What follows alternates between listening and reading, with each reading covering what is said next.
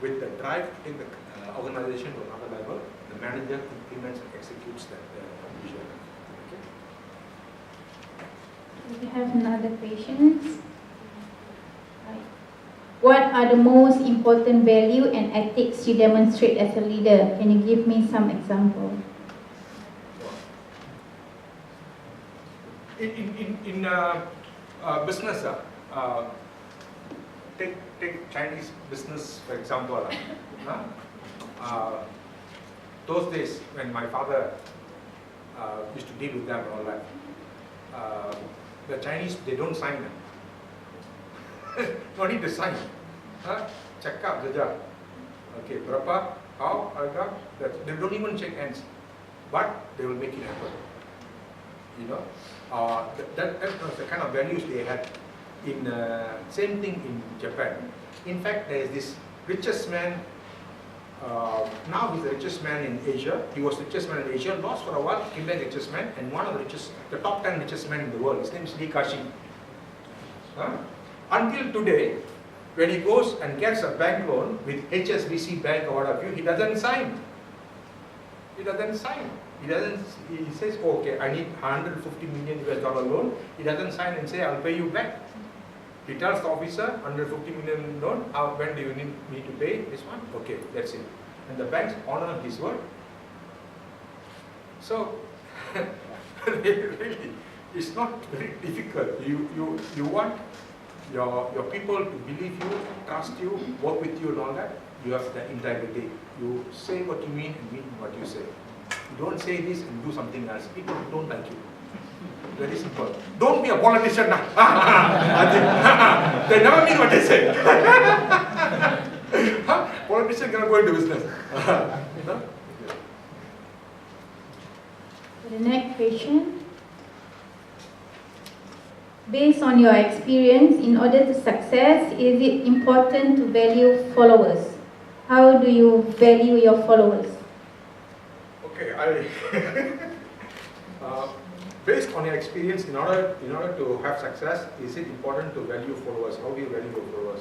Yes. The most important people who will make you successful will be the people who are reporting to you. Very simple. And then the people who supply you, like I have suppliers, I got 800 suppliers, right? If the suppliers don't supply you, you're dead. So you must be nice to your customer because they give you business, but you better be nice to your supplier.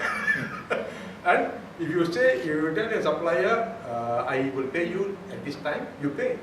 Kalau tak mampu, cannot pay, you go back and tell them, I'm sorry lah, I cannot pay you, I'll pay you this time. You know?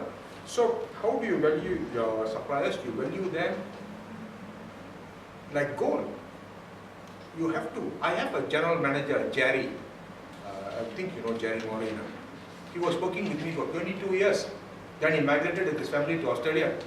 He's my second biggest customer because I took care of him. So he go there, he give, boss, I got business, you want not? Take. So if you're not good to him, cannot. So I think your subordinates are very important. They make you successful. If the boss gets promoted because subordinates did all the work, the boss did the strategizing. No, boss did work also, but you know, how do you value it? For me, very important. When we came back, and the government said we need to have this minimum wage, immediately we get. We didn't ask questions. We didn't have money. We had to take our money from our own pocket, but we had 150 people at that time. We get.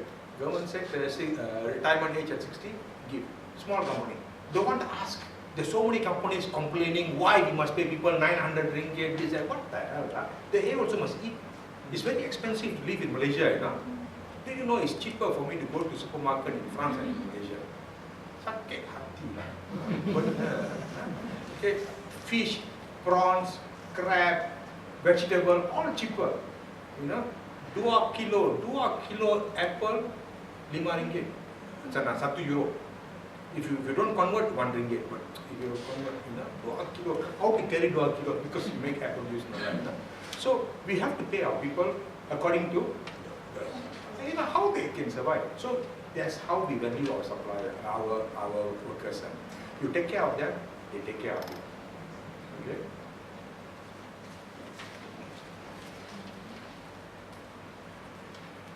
Okay, after you work in Motorola, you move in government-supported company, and you turn from bankruptcy into public listed company. That is an interesting point. So the question is, what is the key success that you hold until now? And is it leadership very important for your life? What is your next target after you work in MNC? Okay, the company went bankrupt. It was what we call a company with a gross loss. You are management students, you know that gross loss. Can't even pay salaries. Okay. They had one customer, Motorola. They never grew their business.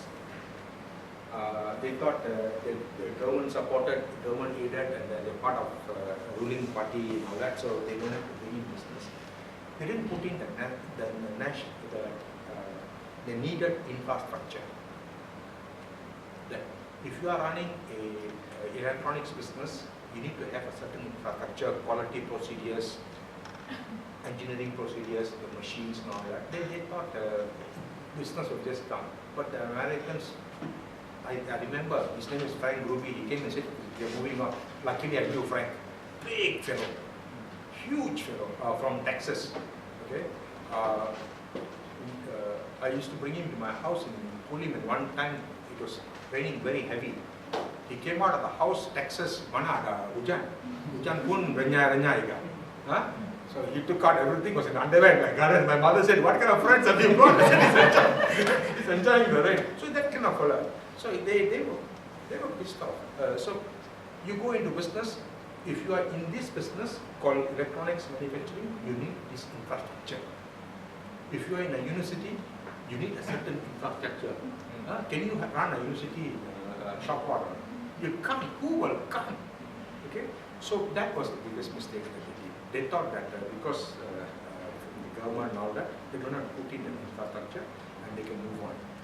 What we did was we bit the bullet. We put in a lot of money to put in infrastructure. But what is the biggest? The next part of the question is, what is the biggest? For me, my biggest ability is to bring in business. In that company, I brought in business. We were growing 10 years.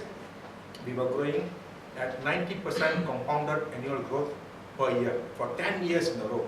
So we started with 2 million ringgit when I went with 80 people.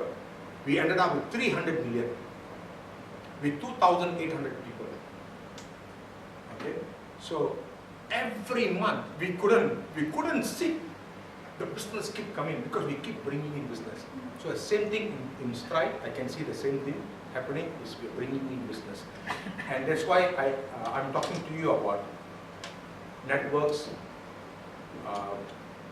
cross-boundary cultures, how you work with them and all that, because I think that there's a lot of business outside of Malaysia. Really there is, you know, so we can go and win them. Okay, the last question from the students. What advice would you give a leader who wants to increase innovation and motivate in organization? Okay, increase innovation, I put that the side first. Motivation, pay well. Very simple, pay well. Make money, pay well. To make money, tell all the employees, I will pay you these bonuses or like what we intend to do. I tell you what we intend to do. From 2015, I told my employees, you all work. They were working in another company. We bought the company, lock, stock and barrel, so nobody lost their jobs. But we didn't have enough money, so I said, okay, we come. I cut all your salary 10%, but I cut my salary 70%. That's the good news, but I haven't taken my salary for a long time. Okay. So I said, okay, cut all your salaries. We meet this goal, I return back your salaries to you. So we have done that. Now I'm telling them, we have all this business, you have to convert. Every month I give you bonus. Jangan tak payah tunggu hujung tahun ke apa. This month, this is the sales, this is the profit. you hit, I give you. Next month, don't hit, don't give. They say, oh, good. So I say, every month you work, I give you. So I think that's the best motivation. Because people need money. People need money. Oh, I tell you, before I left, it was quite, what do you call that, you could live on a better salary. I mean, I was very young. I bought my first house when I was 26 years old, because at that salary, I could buy a house. No father's help, no mother's help. Now you cannot. You understand? So people need money. The problem with Malaysia is the expenses have gone up, the land prices and all that, the salaries are not. You know? So the best motivator, I think, for my employees is not to say they are greedy people. When there's no, what do you call that, profit, we have cut salaries, there is, you pay them. Share up. Okay, share. This is what the white man does. Why do you think of all that the biggest companies in the world are all from the West? Because they have this profit sharing, but a lot of, in terms of shares and all that. You work in Google. Have you been to, I mean, I've not been to Google, but I've been to Cisco, and I've been to Apple. Okay, they wear shorts. They wear shorts, singlet, their dog, they're working, the dog is that sleepy, you know.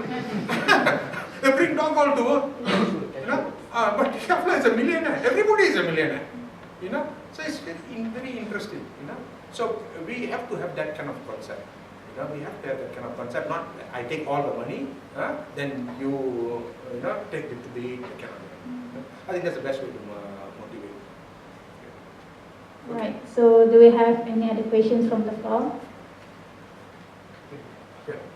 There was a very interesting book recently by Thomas Piketty. He said that inequality is actually increasing all over economies. And he looked at all the tax data in many countries. He found that even though wealth increases, entrepreneurship is all coming about, but inequality is basically worsening in all these countries. So as an entrepreneur, how do you view this? As you say, pretty well and all that, but still, the current trend everywhere is that there is drastic inequality. Even Malaysia has gone worse over the years. I have shown that if you take Malaysia, the inequality in terms of income between the rich and poor, and you use that as a model in Europe, there's no model. Because there, okay, in Europe is mostly socialist, not America, not America. In Europe, by what do you call by the EU, not really laws, but their policies, the salary of the lowest worker and the highest, the CEO, there's only that much difference, 15 times difference or what. Okay, but in Malaysia, the operator can earn 900 ringgit. The fellow up there will be earning 250,000, 300,000, you know, like this Shabas and all that, you know, 63 million a year. But there's no water. He doesn't get fired. You understand? So they have that kind of equality laws. They have, and then the tax and all that kind of things. So the Gini coefficient, the best with the Scandinavian countries. Like Norway, my biggest customer is from Norway. Beautiful country, but don't go in winter. Minus 27. Wind chill factor minus 40. You know. So my question is entrepreneurship helping this or is it worsening it? It is. Because entrepreneurs tend to have, because they are bringing new ideas, they tend to accumulate wealth and concentrate wealth. While others who are not getting it, and unless there are policies within the system, within the government, to reduce inequality, entrepreneurship may actually worsen inequality unless there are policies redistributed. Otherwise, entrepreneurs tend to get the big part of the return because they're entrepreneurs. They're getting the rent, the early winners rent. That's how they get the high income. Okay, it's not the entrepreneurs. The whole idea of the talk is that to get ahead of the curve, to be on the right side of the Gini coefficient. So that's why we want you to become entrepreneurs, because you'll be on the unequal side, on the positive unequal side. But entrepreneurs, okay, you take Microsoft, you take Google, you take Yahoo, all that. you have an entrepreneur called Bill Gates, or in Google, okay, you have the entrepreneurs, right? They become super duper rich, but the people working for them are not at all people you can sneeze at. You take them as a snapshot of anywhere in the world, they are also super rich. So they also bring up the people under them. Now, when I talked to you just now about paying people well and all that, is I have a small company. My idea is to make my company, keep my company private, successful, and share my success with my people. So my people, even today, when you compare my people with the local Malaysian companies, on average, my managers are paid about 14,000. You take it to a Malaysian company, the same, about 5,000, 6,000. So two times more, what have you. So it comes up. I want to become successful, I want to make money, but I also make sure that my people are also successful. So if you look at all these niche companies, the people working in the niche companies are all doing quite good, you know. You won't believe it, sir. Oil and gas industries, service industries, in Kuala Lumpur and all that, how people are doing well. So entrepreneurship, if you take Japan, the second biggest number of millionaires in the world, right? Many of them have got their own small companies in Japan, and the thing does go up.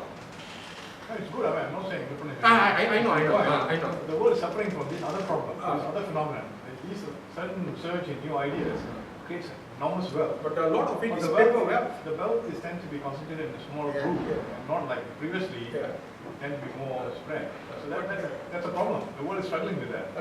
That's a problem with the finance guys. And they say this whole idea of trickling down is not working, trickling up.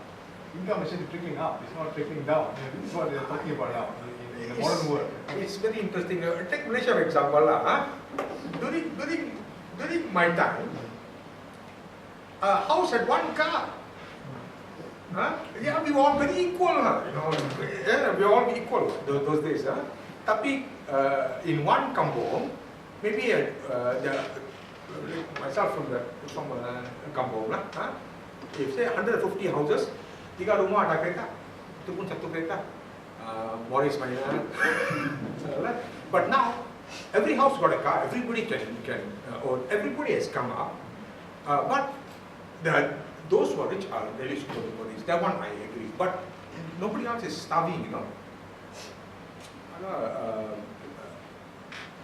When I was going to the employment market in Penang, and Lim Chong Yu was just became chief minister, the unemployment in Penang was 60%, number of percent. For every 10 people, 6 were not employed. Today, there are 4 jobs chasing 1 person in Penang. Cannot get. Siapa kalau nak ambil kerja, cannot dapat operator. Mana kita punya operator semua? Those days we used to have girls operators, right? Malay girls, Chinese girls, Indian girls. Where are our girls? I asked my manager, mana kita punya girls semua? The boss, mereka kerja supermarket, buat nikah, cannot get. My policy in my previous company that Dr. was very well was no foreigners, only Malaysians. 2,800 all Malaysians we have. Now, my operators, more than half are from Sri Lanka, from Nepal and all that, cannot get Malaysian girls. They come. I can tell you, there was a bunch of girls who came about a month ago. 5 of them came. So our work is 8 to 4. So the girls said, we cannot start at 8 to 4, too early. We can come to work at 10. My HR manager was telling the story to me. And then we have this double story. And some to work here, So these 5 girls said, no, cannot. We all must sit in one straight line. all the friends, Malaysian girls. And we're talking of inequality because they choose the life that way.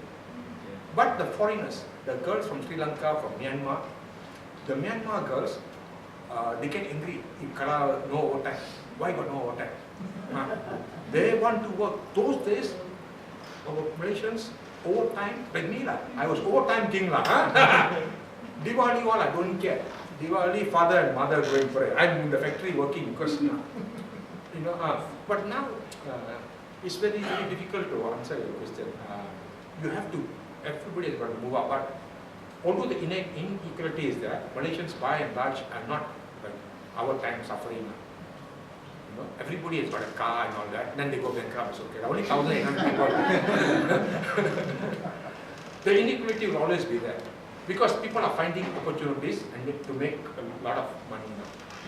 Just one more question. Yeah. What was the greatest challenge you face as an entrepreneur? What would you say the greatest challenge an entrepreneur faces? Money. Money. Ability to convince people. Money was because again, maybe I went into capital intensive kind of thing, so money. Finally, I had to dilute my company. I owned the entire company when I came, and I couldn't hold it, and that's how I had to bring in another shareholder to pump in money. In Malaysia, it's not as easy to get money. Take Taiwan for example. If you're a young entrepreneur, there is a stock market that you can go and say, this is my idea, this is what I want to do. And then people will buy. A million people will buy 1,000 shares into your company. They don't care whether your company will go up or not. If you go up, they make money. Yeah?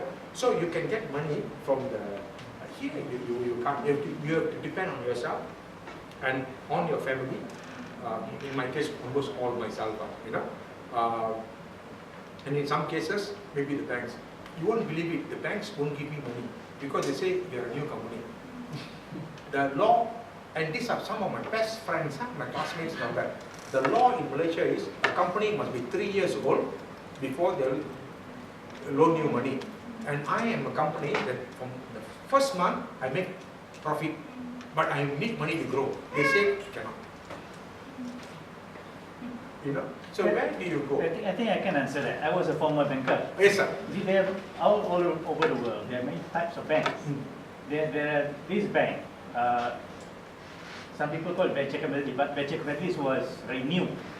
But at one point of time, in 70s and 80s, this is called development bank. In any country, in India, in Malaysia, Korea, this development bank play a very big role in developing new entrepreneurs. New entrepreneurs mean they are new, their own capital, so they are very low. You go to ordinary commercial bank. Commercial bank, the business is not to help, rather that is the philosophy. It's not to help new business starting up. Very rare. Very rare. 99% they focus on business which are expanding. Yeah, right. But any government, including Malaysian government, so they initiated, sometimes they develop and they put in the money, even though they do not interfere. In the 70s, when I was working, so basically it was MIDF, Bank Pembangunan, and a few more. So these are called development bank. Development bank are basically venture capitalists. And when they accept your business idea, so when they will help you. There is no, for commercial bank, I was working for commercial bank also. So the idea of a commercial bank, you must be expanding a business, you must be an existing business. So they like your idea, they give you money. And you're on your own. You use that money for whatever reason that you said. But for this development bank, the so-called venture capitalists, the idea is not just to give money. The idea is to be a kind of partner to that kind of setup. So basically this venture capitalist or this development bank do help new. And when I was working in this development in Malaysia, the debt equity ratio is something like 7:1. So 7:1, and if you are new, then you need, let's say the cost of capital is 8 Malaysian ringgit. And you have only 1 ringgit. You go to a commercial bank, you will not get that money, you will not get that 7 ringgit. Because the gearing or the debt equity ratio is too high. But development bank, they are not there to make money, but at least a smaller, overhead covering all that. So basically, MIDF, Bank Pembangunan, Development Bank Malaysia. So basically, we're helping all new startup. So I was wondering, in your case, you said when you try, you most likely try the commercial bank. Yes, our gearing was very good. It was 0.5. All right. One and below 1 is good, right? So it's 0.5, most of the banks. So what is always an answer. Right. So what I did was I went to an insurance company and said, these are my customers. And this you all can learn also. The banks don't give you, so I went to the insurance company, European insurance company called Hermes, the world's biggest net. And said, these are my customers. They gave me this business. Will you insure my customers? They said, yeah, $5 million US they insure. So I took that, I went to the banks. I got insurance now. If I don't pay you, they will pay you.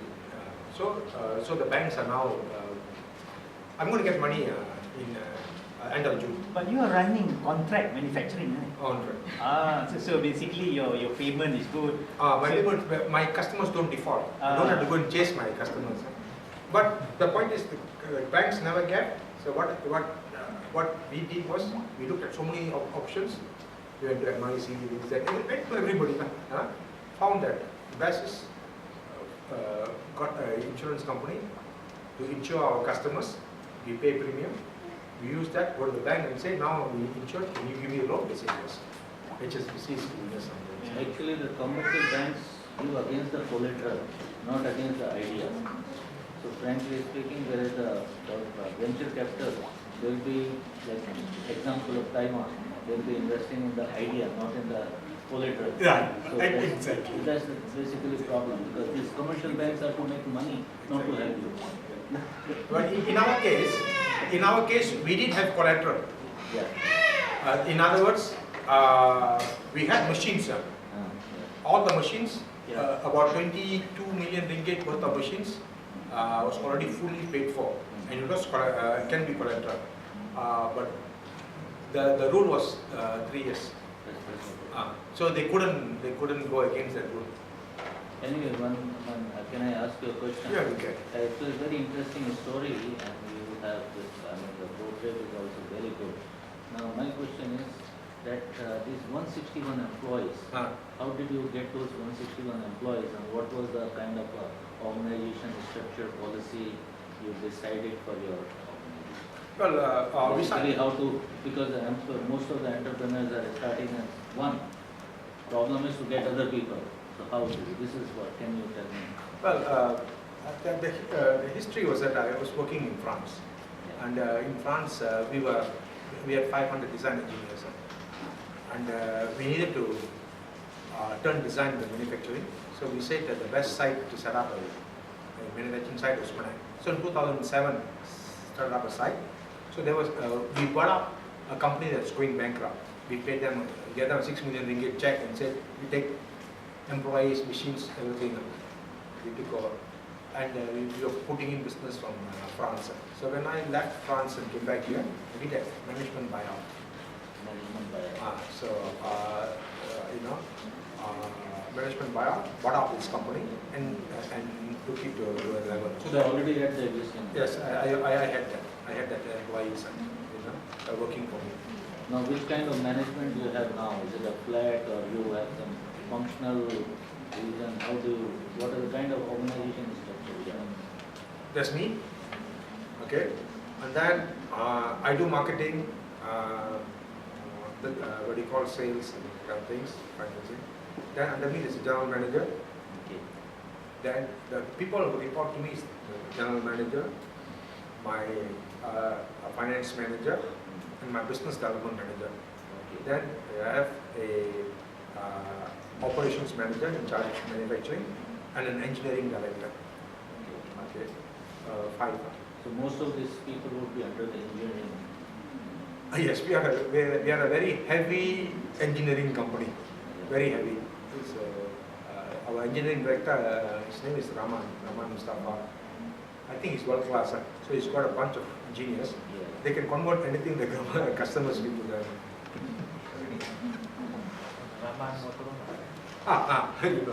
Very good.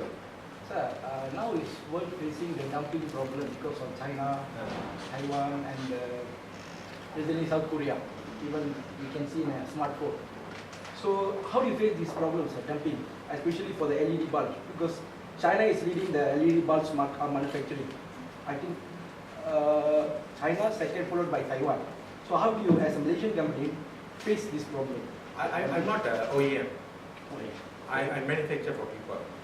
That's one. Number two is we are not into consumer market. We are only in industrial market. The LED lights we make are premium LED lights. The LED lights we make, each lamp sells for US $50. I don't think people can afford to buy. It's only the stadiums, So that's why I said out of 18 billion lamps sold a year, these people are targeting about 1 million, going to 2 million units. So I do not face that problem because I very much, you see, my customers, Harley Davidson, Cadillac, 35,000 bikes is that. Nobody wants to clone a Harley Davidson and dump one. The fellow who can buy a Harley Davidson can afford to buy a. Our people won't buy it. So I do not face that problem. I do not face that problem. But I know in LED, there's a lot of dumping. Must be careful with LED lamps and can burst on you. How many of you are there into being contract manufacturer for the business that you are in? Malaysian company? Yeah. About, all in all, about 50. Big boys, about 3, including the one that I went to rescue. We are in the top 50 in the world in terms of size. And now, for what I'm doing, only Malaysian company. Only Malaysian company to manufacture medical, avionics, and automotive under one roof. So we're the only Malaysian. But there's about, like I said, more than 100 plus in Malaysia. Everybody does different things. I focus only on industrial. I did win. I was just telling you, I did win one business, consumer, 20 million ringgit a year. Nico, the toy cars. I gave it away to here, Danok. There's a factory in Danok just after the immigration point in Thailand. 20 acre site used to be Kimberly Club. They're building the electronics there. So I gave it to my partner because we don't touch consumer. So we just focus on our niche. This name Stride with the small I, is there the hidden meaning? Actually, there's a guy called AJ Shah. He's from the US. He's very successful. He's the one who named the company. He said every company starts with S is successful. So he said Stride is to move forward. The I, no, it's just part of the design. Okay, any last question on the floor?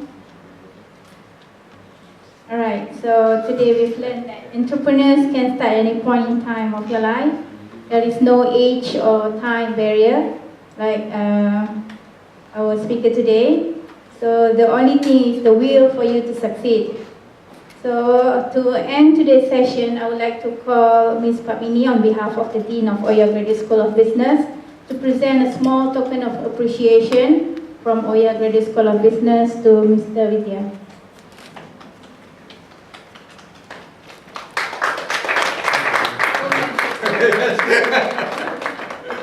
Thank you.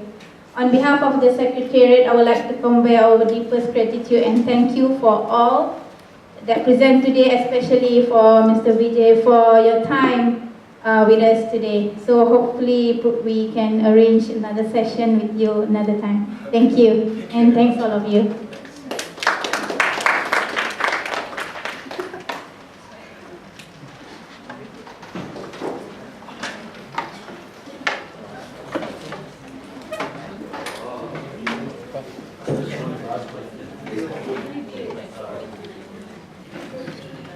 Yes, okay.